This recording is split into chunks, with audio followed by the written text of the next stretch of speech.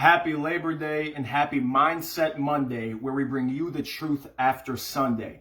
Welcome to episode 2, where it's not about arriving, but it is about aiming. Look, I'm 25 years old, but really up until now, I never even had peace in my life. And I know that I'm young, and there's people that have lived more life than me that don't have peace either.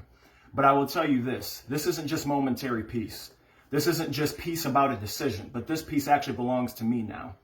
Like, I'm a really passionate and purpose-driven person. Like, that's just how I am. But I had so much discouragement trying to get after the dreams and goals that God put in my spirit. So every single job that I ever had, I could not focus on the job. I couldn't give 100% of my focus. I was so distracted by where I wanted to be versus where I was at right now. So right after the distraction, discouragement would follow.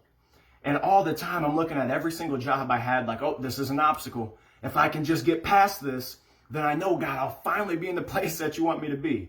If there were some deep relationships that I actually needed in my life, I would feel like, oh, it's taken too much of me. I think I kind of have to save myself for later.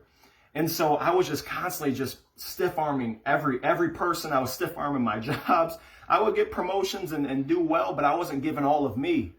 So God had to kind of sit me down one day when I was at my job, and he said, look, it's not about arriving, but it's about aiming. You're so focused on arriving that you're fantasizing about it, you're romanticizing what it will be like, that you're forgetting about the journey that you're currently in order to get there.